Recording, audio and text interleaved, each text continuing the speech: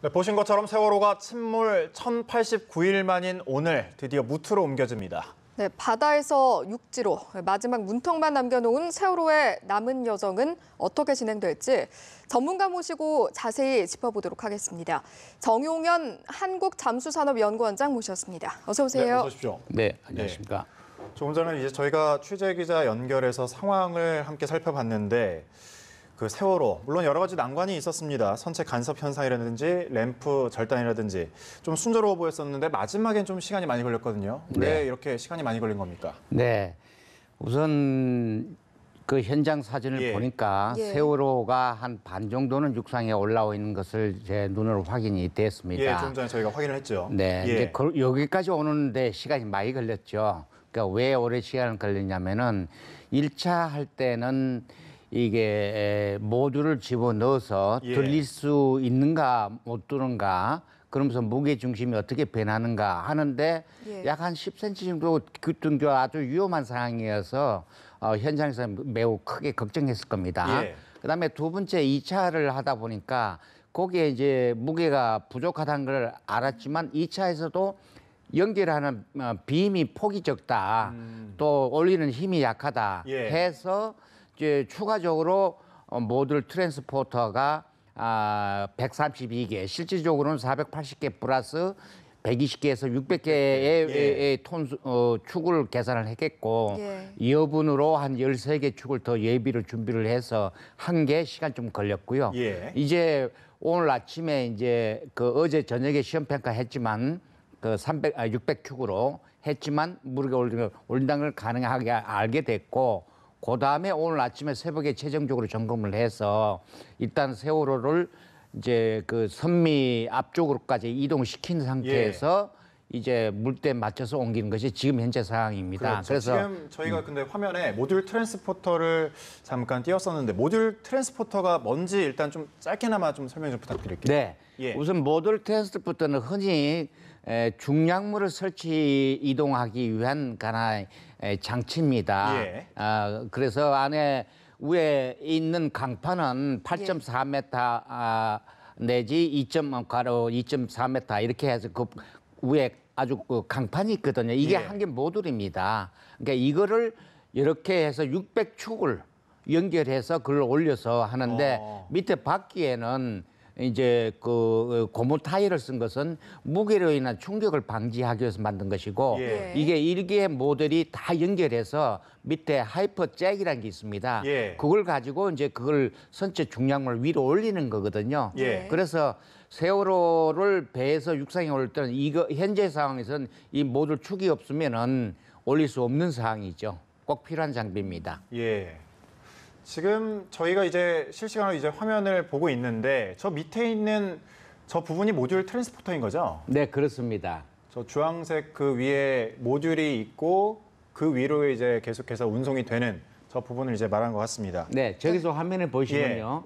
이제 노란색 부분은 원래 세월호 선체 밑에 있던 33개의 리프팅 빔이 있습니다. 거기 옆으로 세월호 전체는 무게를 받아주고 있죠.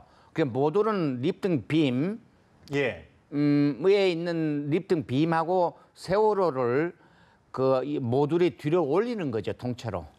네, 그런 장비입니다. 지금 저런 장비가 600대가 이제 지원이 돼서 또 운송을 하는 거네요, 계속. 네, 그렇습니다. 네. 앞서 말씀을 해주셨었는데 이제 세월호 무게 측정도 사실 예상치를 훨씬 벗어나서 좀 오류가 발생하지 않았습니까? 네. 어째서 좀 이런 오류가 생겼던 건가요? 네. 이제 물론 이제 이 부분은 이제 실질적으로 이제 모듈을 집어넣어서 무게를 올리니까 이제 무게 측정이 이제 변화로 하는데 최초에 이제 이 세월호 무게가 인양줄에서 바다에서 올릴 때는 한 11,000톤의 인양줄을 했는데 그 다음에 이제 세월호의 그 반잠수 선백 올라탈 때 한 12,000톤 이렇게 했는데 막상 이제 목포항에 들어와서 무게를 재보니까 13,000톤, 지금 16,000톤의 최대치를 했지 않습니까? 이거는 원인은 뭐 이런 일들이 살베지 일이거든요. 살베지 일을 하다 보면은 무게 측정이 이제 좀 이 실질적인 무게를 이제 알게 된 것이죠. 예. 그 전까지는 게이지상으로 알게 된 거고 지금은 실질적으로 알기 때문에 뭐 특별히 다른 원인에 의해서 무게가 변한 것이 아니고 실제 계측에서 한 것이 측정이 최종적으로 이 정도 나왔다는 얘기죠.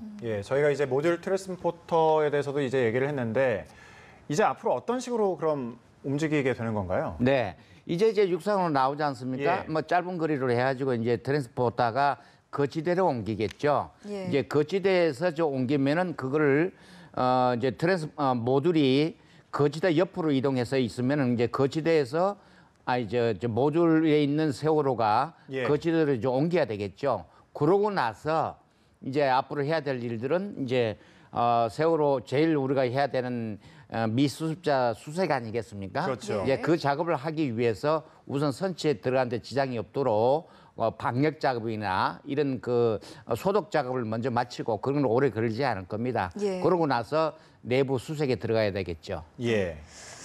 오늘 이제 해상 여건만 좀 받쳐준다면 좀 이제 더 이상 육상 거치에 문제가 될 요소는 없다고 봐도 될까요? 네, 지금 이제 이렇게 나온 상태에서는 이제 해상 상황은 이제 관여가 안 됩니다. 예. 이제 육상 상황으로 연계되거든요. 예. 그러니까 육상 상황에서 날씨 완한데 조금 비 오고 하면 영향을 주겠죠. 그러나 전체적으로 진행 방향에 큰 문제는 없다고 봅니다. 예.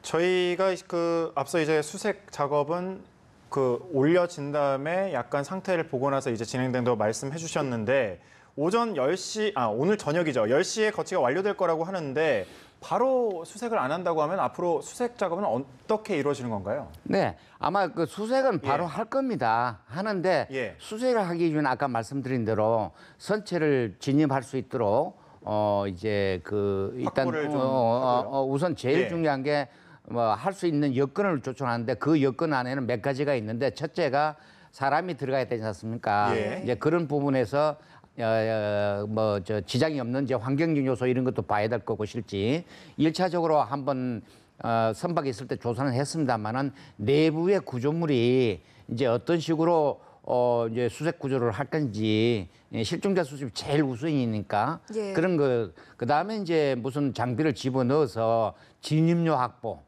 세 번째가 진입료 확보입니다. 예. 그래서 이 진입료 확보 뻐를이나 이런 구조물을 이랬던 것을 어떻게 제거할 것인지 예. 진입할 까 이런 일들이 앞으로 오늘 저녁에 이제 거치되면은 그런 거를 이제 정해놓고 예. 곧바로 이제 거의 정해지면은 바로 수습 작전에 들어가야 되겠죠.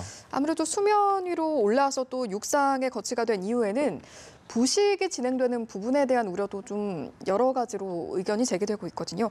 이 부분에 대한 대책은 좀 어떻게 없을까요? 네, 현재 이제 부식에 관한 문제는 선체에 관한 것은 어차피 수면에서 나온 때는 산화작용의 녹슬기 마련입니다. 예. 이제 그런 부분에서는 선체의 그 조사 원인 침몰에 대한 원인 이런 거에 대한 건 큰 지장은 없고요. 단지 이제 이야기가 될 수 있는 것은 이제 내부에 있는 구조물들이 지금 아마 보니까 격실이 없어졌습니다. 예. 그 정도로 많이 이제 했는데 이제 그런 일들을 어떻게 이제 조사할 것인가, 예. 어떻게 할 것인가 이런 문제가 관점이죠. 그렇군요. 이 내부 수색과 관련해서 사실 굉장히 좀 중요한 부분이잖아요. 네, 그렇습니다. 아직까지 뭐 블랙박스가 남아 있는지, CCTV가 어디에 이제 위치돼 있는지 이 부분도 중요할 것 같은데 실제로 블랙박스나 그 메모리 카드 같은 거 찾을 수 있을까요? 네. 우선 예. 제가 이와 비슷한 쌍동형인 오하마나 배를 제가 한번 현장을 조사한 적이 있습니다. 예. 네. 실제 이 배는 보통 선박은 흔히 말씀해 주신 블랙박스나 이런 것이 있어줘야 되는데 그런 것이 없습니다. 오로지 있다면은 CCTV가 상당히 구석구석 많이 설치되어 있거든요. 그래서 1차적으로 하나는 이제 식별이 되고 있습니다만은 나머지 구석구석에 설치되어 있는 CCTV를 3년 동안 물속에 있는 그걸 다시 복원을 해서 안의 사항을 파악하는 것이 우선 급선무고요. 예. 예, 그다음에 이제 이게 이때 이제 넘어져서 하는 침몰한 것에 대한 원인 분석, 타격 파기나 이런 거를 조사해야 되겠죠. 예, 블랙박스가 실제로 좀 개수가 많다 보니까 남아 있을 가능성도 그럼 실제로 있겠네요. 네, 저는 그 CCTV에 갔던 인것이 예. 중앙통제실에서 이제 그 녹화된 자료들이나 이런 데이터베이스가 관리하지 않습니까? 예. 그건 어느 배나 공통적인 사항이거든요. 네. 이제 그것이 복원이 된다면은 침몰 상황에 대해서 상세하게 화면을 구성할 수가 있겠죠. 네, 예. 이제 정오부터 수중 수색 작업을 이제 31명의 잠수사들이 진행을 하고 있다고 하는데 구체적으로 좀 어떤 방식으로 투입이 돼서 수색이 되는 건지 좀 설명해 주시면 좋을 네. 것 같아요. 현장에 있는 수색 구조가 지금 현재 그 세월호 거치대에서 수색 그 미수습자 수사하는 것과 거의 중요한 관점입니다. 그래서 현재까지는 지금까지 지난주부터 해서 소조기 때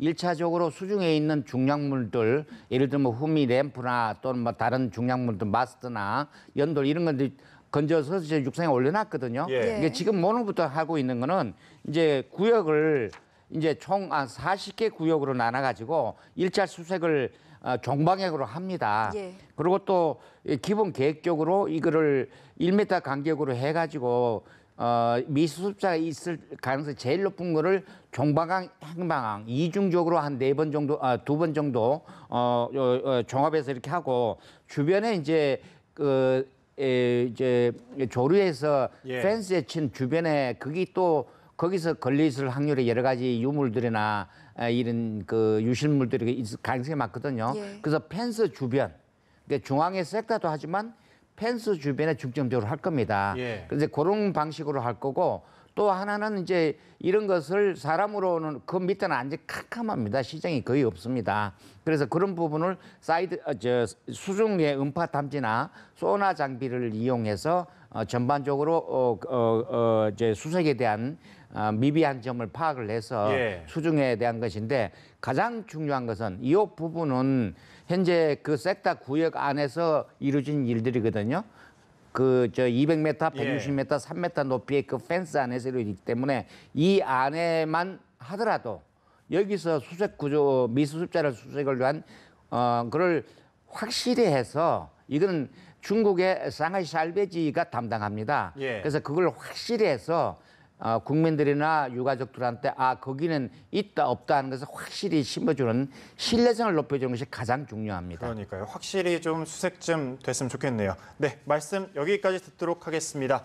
네, 정용현 한국잠수산업연구원장과 함께했습니다. 고맙습니다. 고맙습니다.